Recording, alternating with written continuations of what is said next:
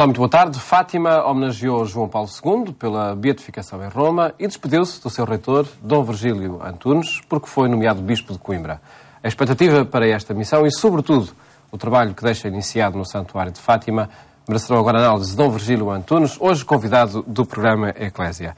Dom Virgílio, muito boa tarde. Obrigado por estar neste programa, precisamente neste dia 13, dia em que as atenções estão centradas em Fátima. Há um ano vivia-se um dia muito especial neste Santuário Mariano. Bento XVI estava em peregrinação no Santuário de Fátima. Que marcas ficaram desses dias? Boa tarde. De facto, o dia 13 de maio de 2010 foi um dia marcante para a vida do Santuário de Fátima, como foi para a vida da Igreja em Portugal. Já tínhamos tido muitos momentos altos da vida da Igreja em Portugal, concretamente com as visitas e as peregrinações do Papa João Paulo II, mas agora, tendo em conta as circunstâncias em que se deu a visita, a expectativa que havia relativamente à pessoa do Papa Bento XVI, também as circunstâncias vividas na vida da Igreja, com todos os problemas que a comunicação social noticiava e que marcavam negativamente, por assim dizer, o olhar das pessoas sobre a Igreja. Que tinham realismo também esses problemas. E que tinham realismo, como se tem vindo a saber. Essa visita marcou muitíssimo a pessoa do Papa, porque saiu daqui um bocadinho mais fortalecido, mais seguro, por assim dizer, no trabalho que estava a fazer dentro da Igreja e diante do mundo, e fortaleceu também muito a fé dos cristãos em Portugal e dos cristãos, inclusivamente, no mundo. O Papa Bento XVI fez eco desse sentimento que poderá ter tido em Fátima, nomeadamente em conversas mais particulares que tenha tido consigo. Fez-se eco da sua alegria muitíssimo grande por estar em Fátima. Tive a oportunidade de estar com ele alguns momentos, sobretudo durante as refeições que tomou em Fátima, e nessas ocasiões o Papa estava descontraído, estava à vontade naquela conversa de meia dúzia de pessoas e, portanto, manifestou um interesse muitíssimo grande por Fátima e manifestava uma serenidade e uma tranquilidade que eu penso que ele adquiriu naquele lugar. Aliás, logo no próprio dia 12, quando na Igreja da Santíssima Trindade consagrou os sacerdotes a Nossa Senhora diante do Santíssimo Sacramento exposto, viu-se que era um dos atos mais importantes da sua peregrinação e que, portanto, iria deixar as marcas bem vivas. Aí também pelo momento em que a própria Igreja atravessava, não é? Nessa ocasião. Acha, Sr. Dom Virgílio Antunes, que o Papa Bento XVI terá sido surpreendido pela força da mensagem de Fátima, sobretudo que se vive e o ambiente que se respira naquele santuário? Foi surpreendido, sem dúvida nenhuma. Ele conhecia a mensagem de Fátima do ponto de vista teológico, tinha feito investigação, inclusivamente para a interpretação da terceira parte do Segredo, que acabou por ser publicada, e, portanto, estava dentro da Congregação para a Doutrina da Fé, onde tinha contacto com esta realidade de Fátima, mas isso é uma coisa e outra coisa é estar no lugar. Eu já tinha estado também em Fátima enquanto cardeal, mas outra coisa agora era estar em Fátima enquanto Papa. Eu penso que ele foi surpreendidíssimo com a multidão, com o entusiasmo, com a fé, como ele, aliás, acabou por referir mais do que uma vez, quando diz que Fátima lhe parecia um cenáculo onde a Igreja se dirige a Deus numa atitude de oração por meio da intercessão de Maria. Ele viu ali o rosto da Igreja que tem esperança, que tem alegria, que tem convicções, que tem fé e que se reúne para celebrar com entusiasmo. E isso é, acima de tudo, uma experiência que cada pessoa tem de fazer. É uma experiência que não se consegue retirar dos textos que se leem, não se consegue nos livros. Também não se consegue transmitir na totalidade porque tem um caráter tão pessoal e é tão íntima que não é fácil transmiti-la, embora possa haver uma outra forma de tentarmos comunicar aquilo que sentimos no coração. Em que lugar ficou, lá no Santuário de Fátima, esta visita do Papa Bento XVI? Não é só, enfim, um capítulo da história, acredito. De modo nenhum. Aliás, em Roma, alguns meios de comunicação social acabaram por considerar que havia um antes da viagem do Papa a Fátima e um depois da viagem do Papa a Fátima. Na história deste pontificado. Na história deste pontificado. E na história de Fátima, eu também penso que há um antes e há um depois, porque há uma personalidade grande sob diversos pontos de vista, mas também grande do ponto de vista da investigação, da teologia, da razão, que acaba por acolher aquilo que é um fenómeno da revelação privada e dá-lhe o destaque que nós vimos que o Papa lhe deu e sente-se atraído e, portanto, acolhe e manifesta um interesse muitíssimo grande.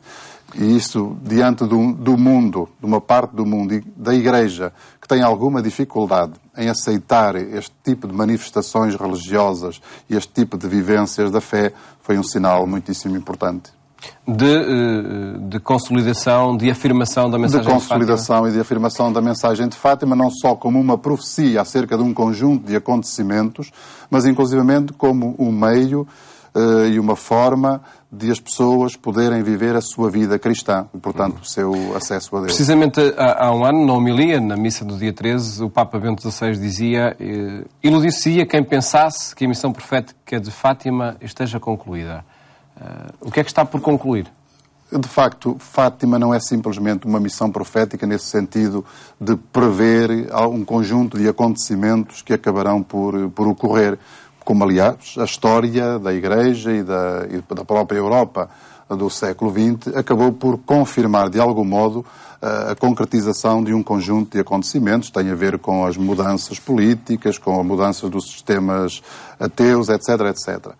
Mas há uma parte que, do meu ponto de vista, que penso que é a correta interpretação das palavras do Papa, que está por concluir, que é a própria vida da Igreja e que é a própria vida cristã que pode beber a partir de Fátima e, portanto, de uma inspiração mariana, por assim dizer, há uma via mariana de viver a fé cristã como acesso a Deus e como acesso a Jesus Cristo.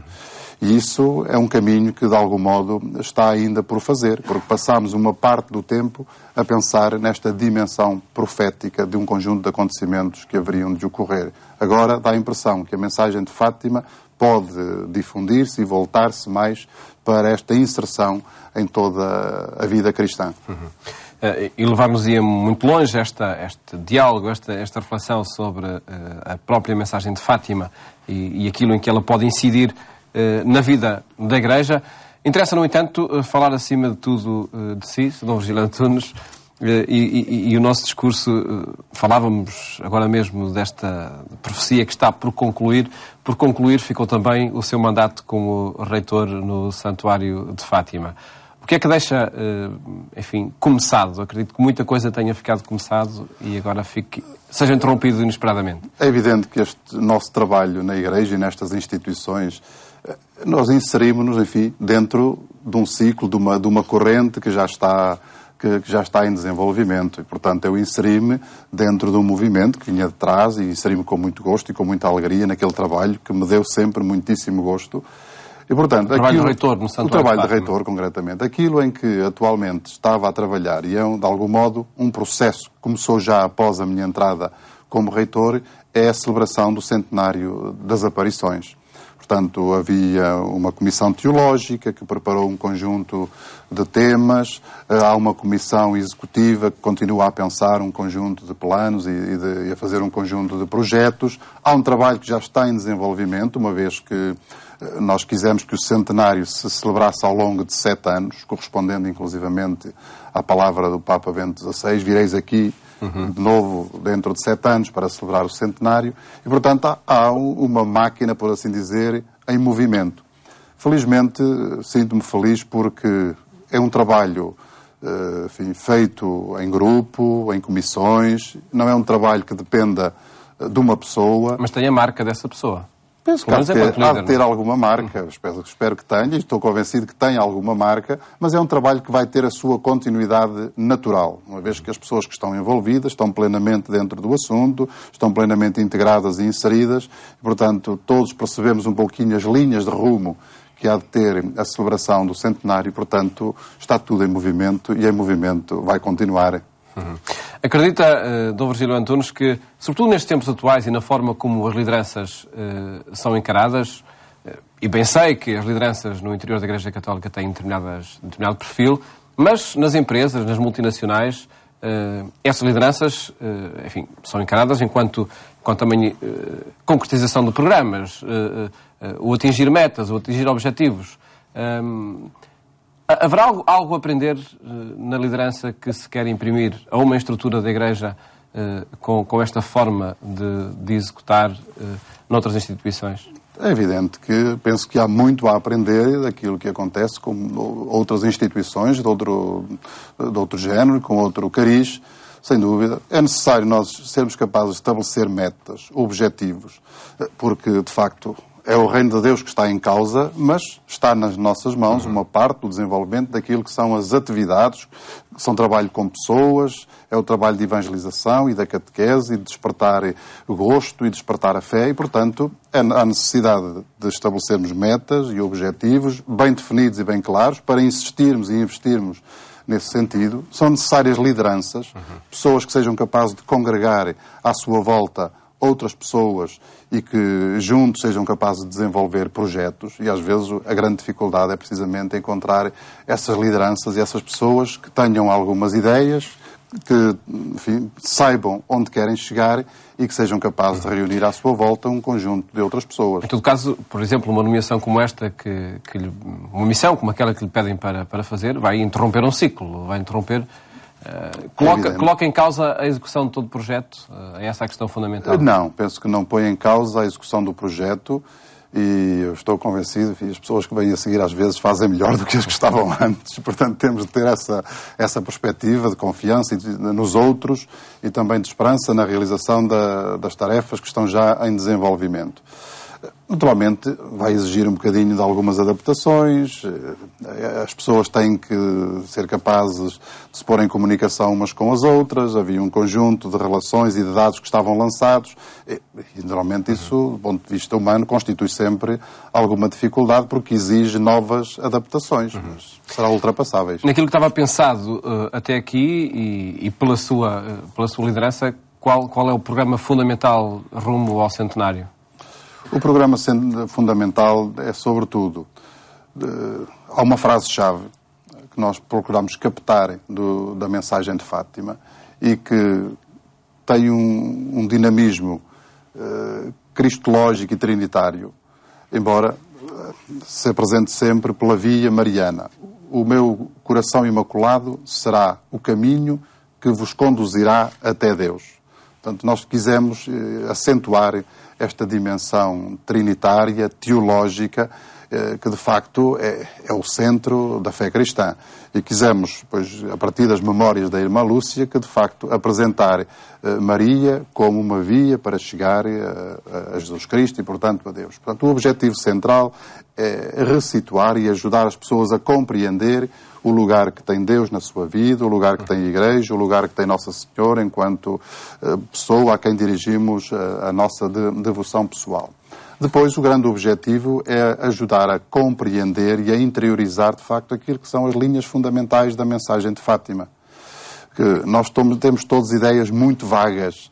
Há umas palavras no ar, a ideia de reparação, de sacrifício, de adoração, de penitência, oração, mas depois, em concreto, as pessoas normalmente sabem muitíssimo pouco como enquadrar tudo isso naquilo que é a sua vida cristã. Portanto, há necessidade de aprofundar. E, nesse sentido, fomos pegar numa frase-chave de cada uma das aparições, que acaba por reunir, por assim dizer, estas frases-chave e todos estes conceitos, para depois as ir propondo, ano após ano, ao longo de 7 anos, portanto, de uma forma gradual e lenta, aos peregrinos, aos grupos, a todos aqueles que se interessam pela mensagem de Fátima, como forma de fazer entrar e de compreender e depois assumir existencialmente esta mensagem. Conhecer, portanto, é fundamental. Conhecer é fundamental, em profundidade. Ouvi também o Sr. Virgílio há não muito tempo e até há 2 anos e meio, nessa tomada de posse como reitor e depois nas primeiras medidas a levar por diante, intervenções físicas no âmbito do santuário, como, por exemplo, o altar de Fátima, o altar daquela esplanada. Em que fase está esse processo? Estamos no início. Isso é um projeto que eu gostaria muito de continuar a desenvolver, De facto, pretende-se um novo altar para pretende-se aquelas um novo palavras. altar, uma vez que o altar atual foi inaugurado em 1982, na primeira visita do Papa João Paulo II, e foi feito à pressa e foi sempre assumido como provisório. E, de facto, muitas pessoas nos têm chamado a atenção para o facto daquele altar estar um pouquinho, talvez mal enquadrado dentro do todo que é o recinto do santuário. Tapa um pouco da visibilidade daquilo que é a frontaria da Basílica, da colunata, e é um elemento um pouco estranho. E o que nós gostaríamos, e estamos a fazer já alguns estudos nesse sentido, era de ter ali um altar, uma estrutura, talvez um pouco mais discreta e, sobretudo, que deixasse mais livre a frontaria da Basílica e da colunata, e, por outro lado, que fosse um elemento com um caráter mais estável e, portanto, que pudesse assumir-se como definitivo dentro daquilo que é possível assumir-se como definitivo.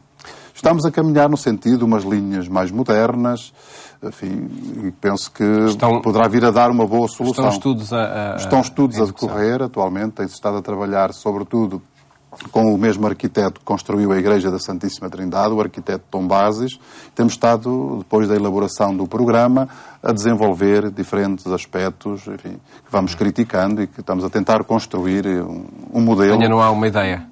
Há já algumas bases, sem dúvida, há já algumas bases e alguns esboços, mas não se chegou de modo nenhum a um resultado definitivo. Até porque é uma questão bastante difícil e complexa.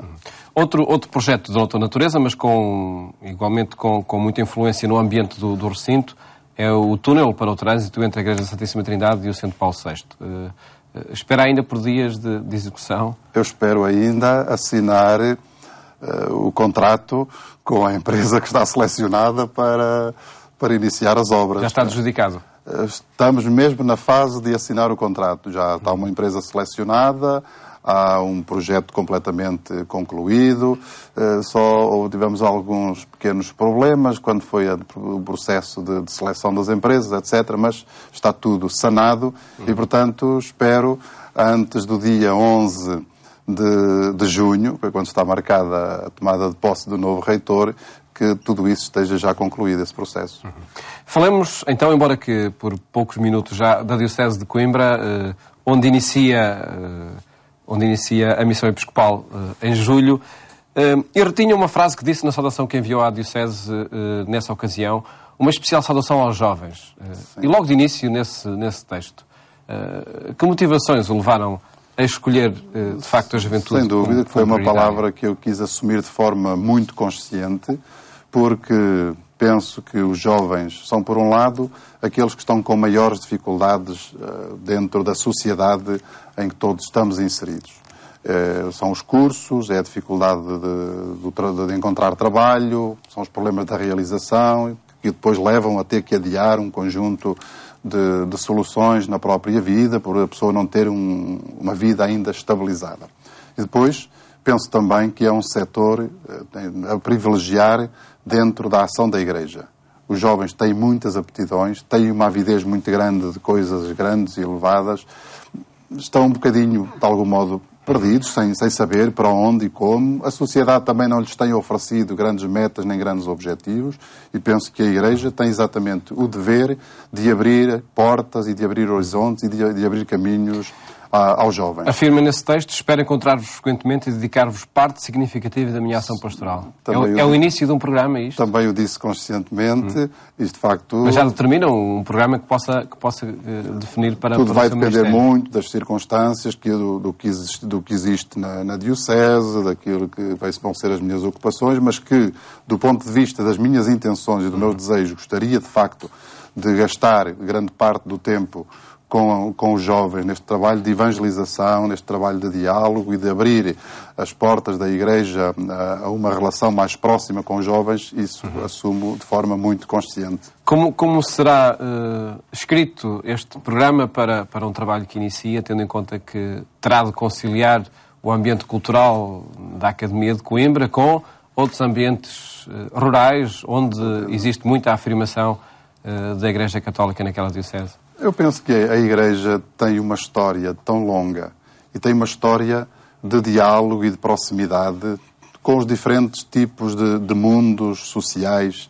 com a cultura e com o mundo rural, enfim, com os que são mais letrados e menos letrados.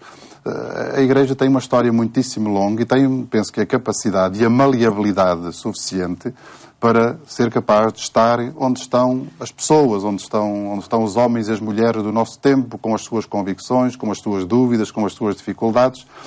A Igreja de hoje não se apresenta assim como a senhora e dona de toda a verdade que não possa dialogar com ninguém. É portadora de uma verdade que está consciente, que é a verdade do Evangelho, mas está plenamente convicta que é uma verdade para pôr à disposição das pessoas e que tem que ouvir. E o ensino superior será um ambiente propício para esse diálogo? Há muitíssimas pessoas dentro do ensino superior que estão desejosas de mais alguma coisa. Até porque as pessoas que estão no ensino superior são as mesmas, muitas vezes, que estão nas paróquias e que estão nas famílias e que estão nas comunidades diocesanas e que estão nos grupos de jovens, e inclusivamente os docentes. Há muitos docentes da Universidade de Coimbra e de outras universidades que são gente que está empenhada na vida cristã e que, portanto, há bases suficientes, eu estou plenamente convencido disso, para podermos fazer alguma coisa em comum.